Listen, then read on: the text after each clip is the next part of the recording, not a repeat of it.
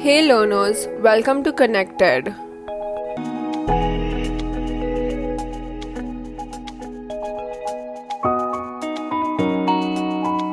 Today we will read a story, Packing by Jerome K. Jerome, who will teach us how packing can also be a tedious task if not done correctly, and also highlights the significance of friends in one's life. We will also learn a lot of new words which will improve our vocabulary. Without further ado, let's get right into it. The writer Jerome liked to pack luggage for trips and announced that he would do the packing. Jerome thought that his ability to pack luggage was better than others. He asked his friends George and Harris to leave the task of packing to him. The two friends agreed to his offer instantly, which was strange. George sat comfortably on the easy chair and Harris bent his knees as he sat on the sofa and kept his feet on the table.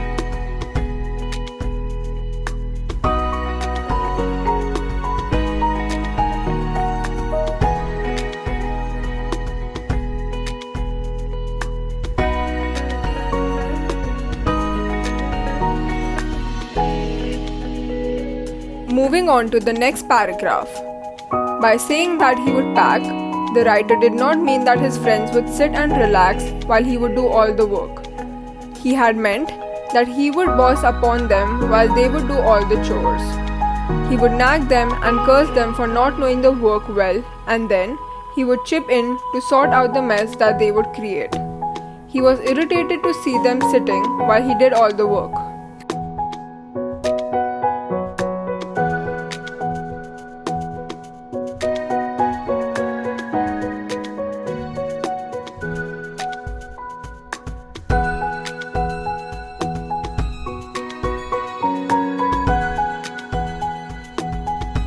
I hope I made myself clear up till now.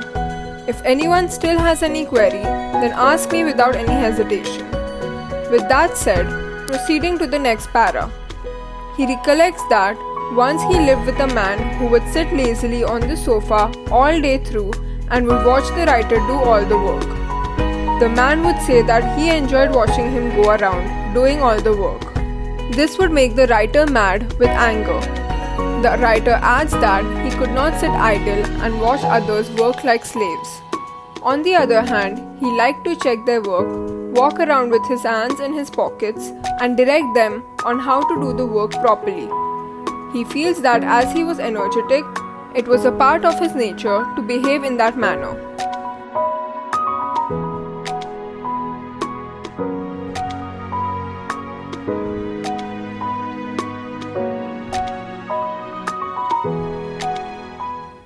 Moving on to the next para. The writer did not say anything to his friends and started packing. As he closed it, Harris said that he had forgotten to pack the boots. The writer felt that Harris could have reminded him before he had closed the bag, but he thought that Harris was like that. This was followed by an irritating laughter by George, which made Jerome wild with anger.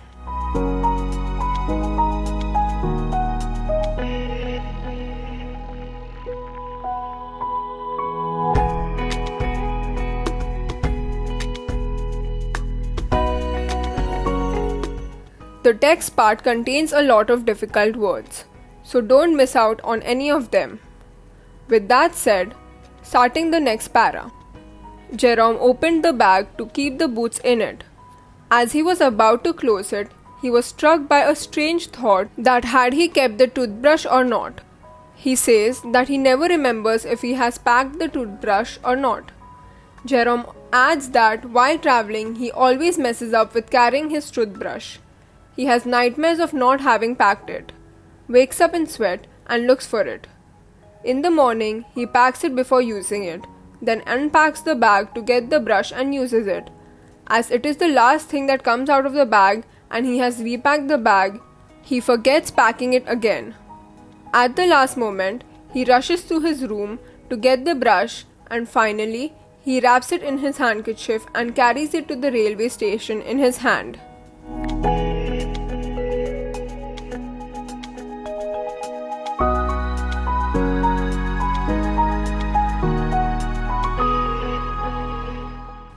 Proceeding. As Jerome was looking for his toothbrush in his bag, he had to remove everything, but he could not find it. He created a mess. He found his friend's brushes many times but could not find his brush. He kept everything back into the bag, one by one, shaking each item, and finally found the brush inside a boot. Then once again he repacked the bag.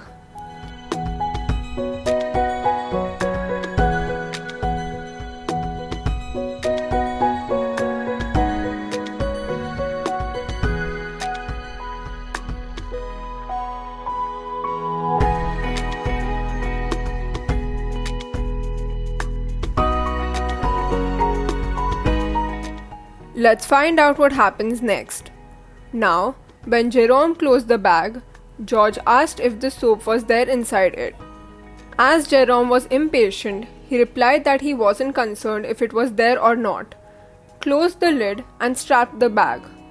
Then he realized that he had packed his spectacle in it too and had to open it again to get them.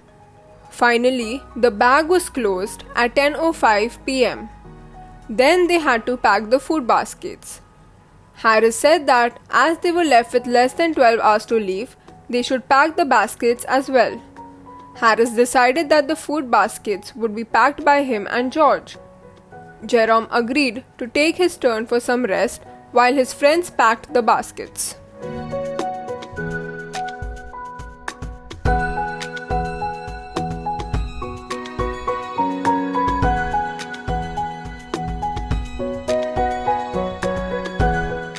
Where were they heading to? Will they have a successful journey? Let's proceed to find the answers of all the questions.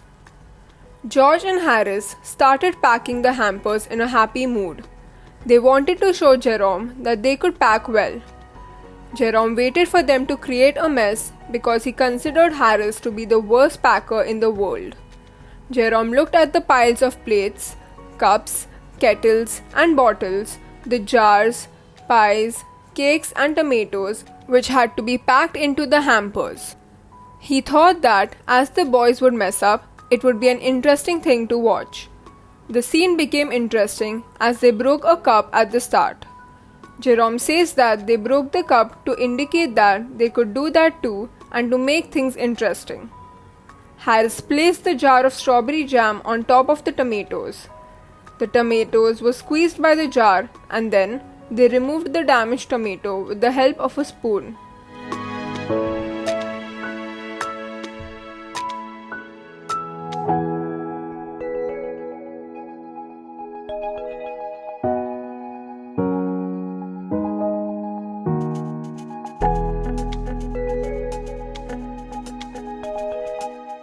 Moving on to the next para. Next, George stepped on the butter. Jerome remained silent but sat on the edge of the table to watch the action. His silence irritated his friends. They became nervous and stepped on the things.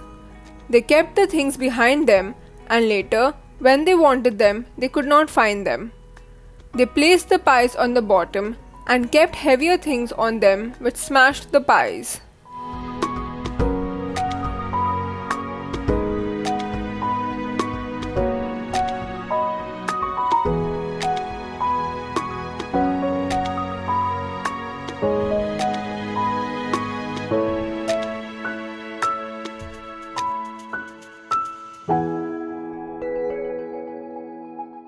Proceeding. The boys overturned the can of salt on everything. Jerome says that they created a lot of confusion with the small piece of butter. He had not seen anyone create so much mess with butter that was worth 1 and 2 pence, meaning it was a very small piece, as they did. George removed it from his slipper and tried to put it into the kettle. As he was unable to do that, he placed it on a chair. Harris sat on it. The butter stuck to him. He stood up and both the boys went around the room looking for the piece of butter.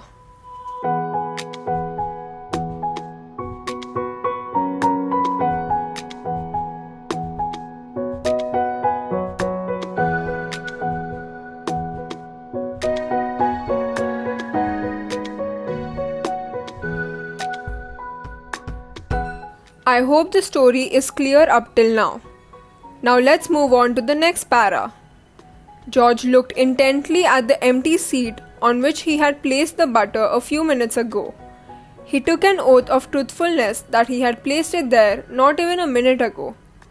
Once again, they searched it in the room. They met in the middle of the room empty-handed. George said that the disappearance of the butter was the most amazing thing that he had known. Harris said that the disappearance of the butter was a mystery. George saw the butter sticking to Harris's back and said that it had been there all this while. Harris turned around and asked where it was. George flew to Harris's back and asked him to stand still. They removed the butter and packed it inside the teapot.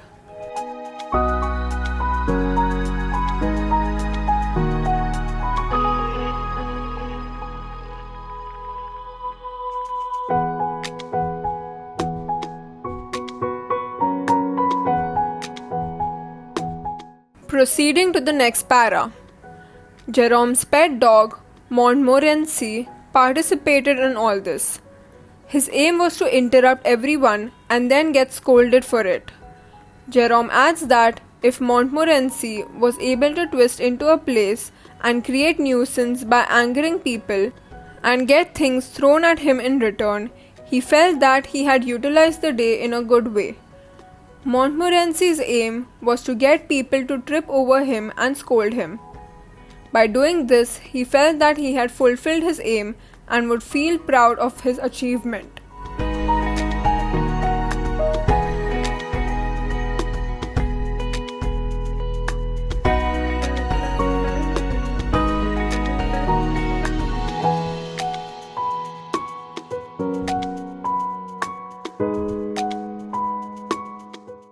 How will the dog mark his presence in the situation? Let's find out. Montmorency sat on the things to be packed. He thought that when George and Harris reached out for the things to be packed, they were reaching out for his cold, wet nose and would bring it forward for them. He stepped into the jam bottle, he shook the teaspoons, and he acted as if the lemons were rats and stepped into the hamper to kill these rats. He was stopped by Harris, who hit him with a frying pan.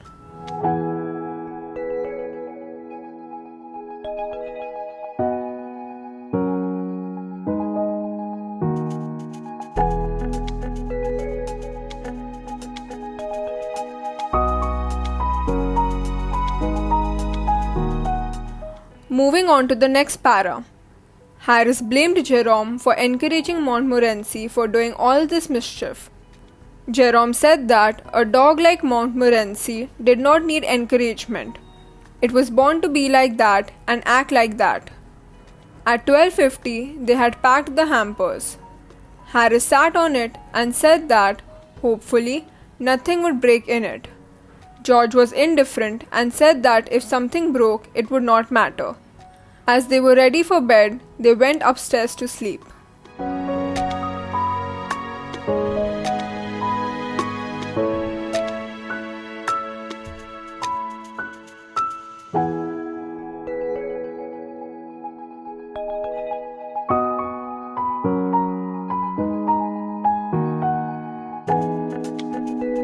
Continuing.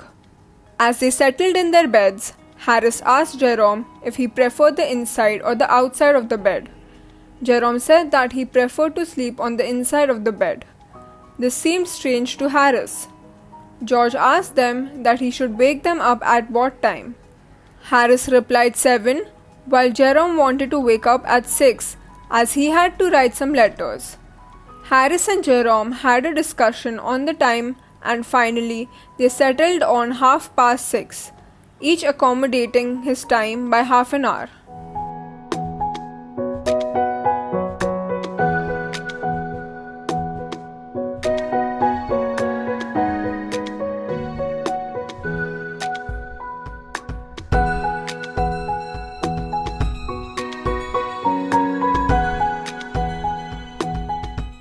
One more para left.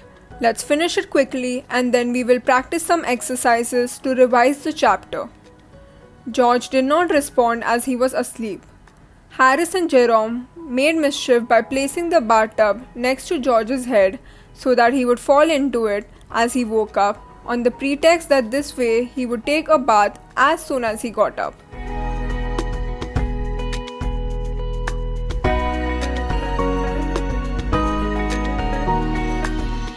That's all for the chapter. I hope I made myself clear with the story. Now let's practice some exercises, starting the first one.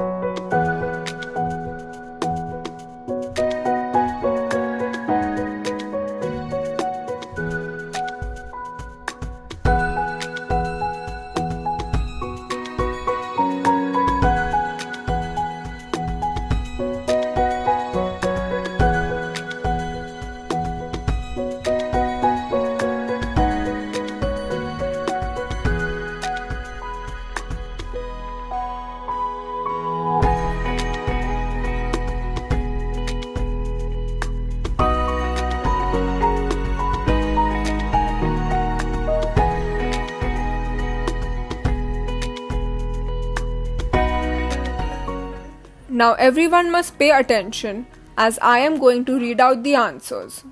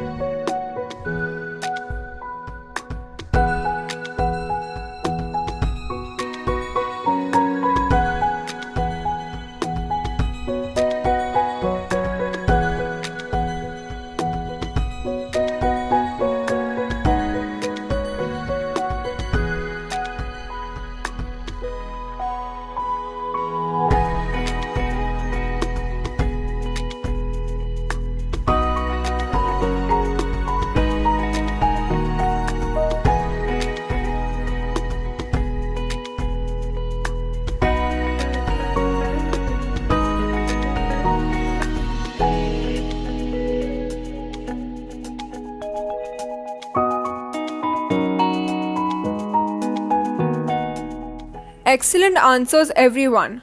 Now let's practice some exercises based on grammar.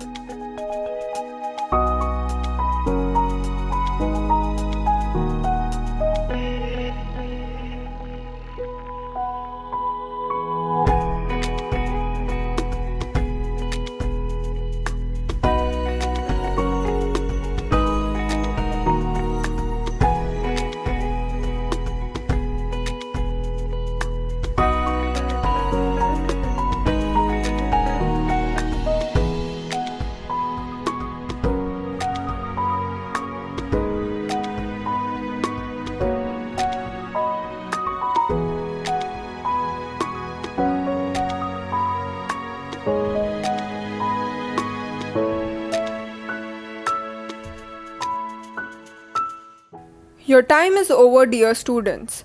Now match the answers as I am going to read it out.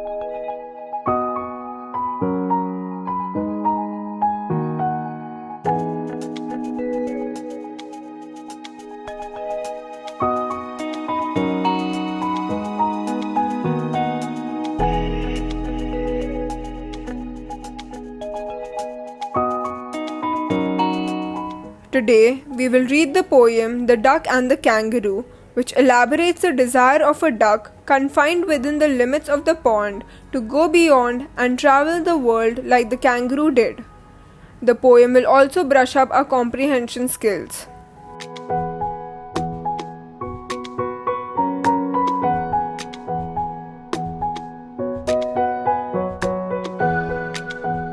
Let's get right into the poem.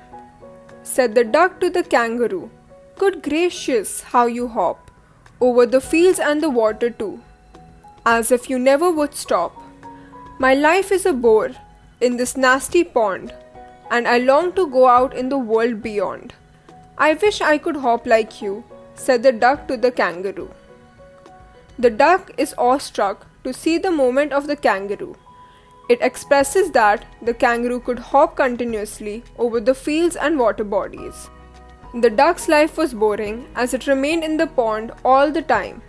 It wished to see the world beyond the limits of the pond. It wishes that it could also hop like the kangaroo.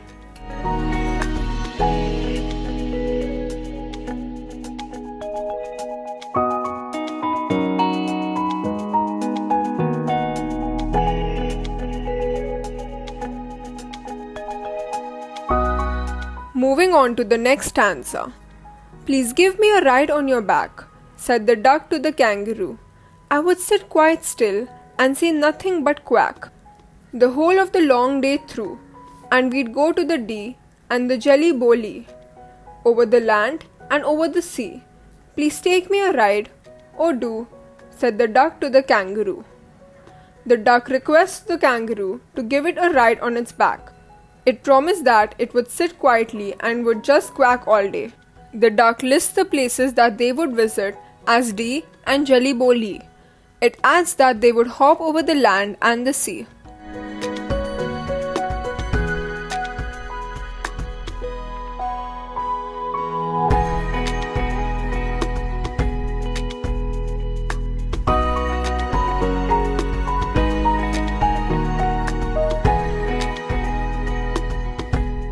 Will the kangaroo accept the proposal of the duck? Let's find out. Said the kangaroo to the duck, "This requires some little reflection. Perhaps on the whole it might bring me luck. And there seems but one objection, which is, if you let me speak so bold, your feet are unpleasantly wet and cold, and would probably give me the rheumatiz," said the kangaroo. The kangaroo explains to the duck that it will need to consider the duck's proposal. While it might be a source of good luck for the kangaroo does have just one concern. To speak plainly, the duck's wet, cold feet might give the kangaroo rheumatism, that is joint inflammation, if they are on the kangaroo's back.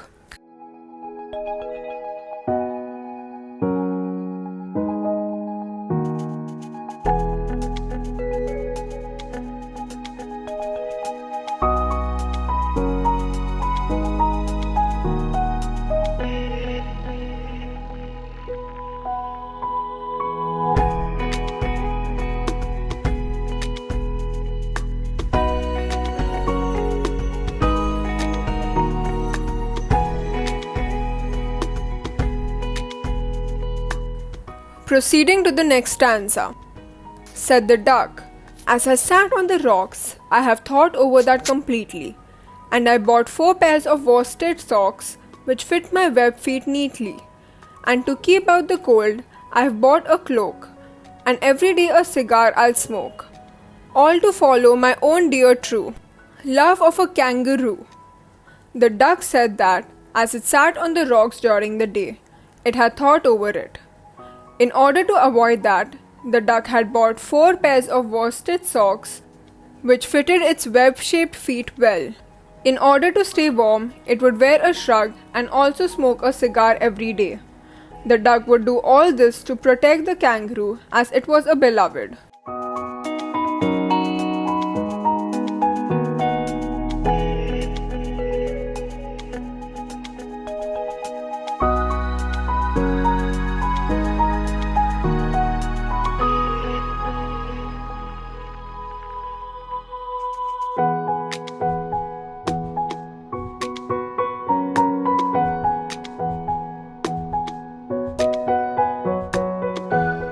Will the kangaroo allow the duck now?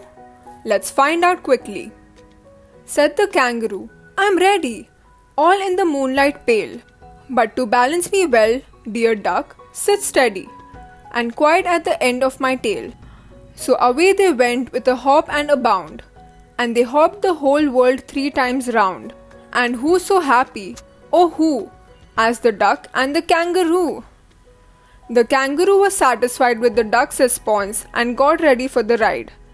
At night, when the sky was filled with the pale light of the moon, they started their trip with a hop. The kangaroo asked the duck to hold it firmly, and they traveled around the world 3 times. Both of them enjoyed each other's company.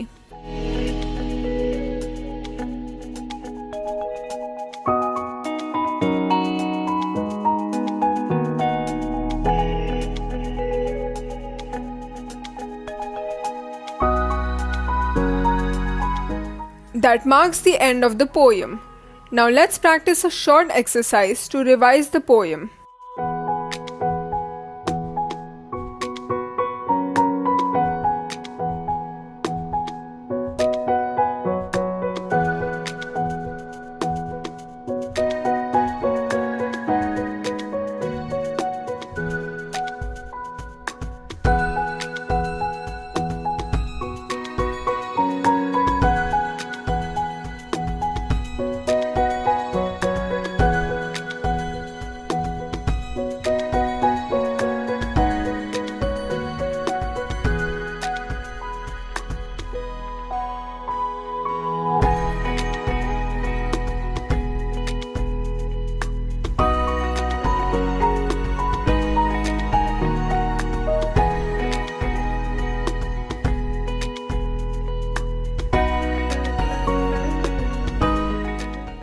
The questions were quite easy. I hope everyone is ready with their answers. I will read out the answers now, so please match them.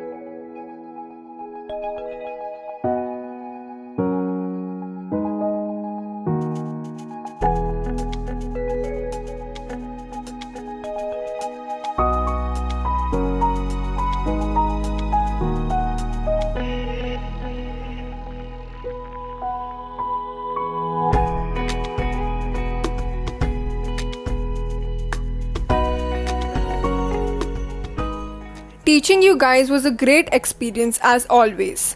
That's it for today's class. We will meet in the next one.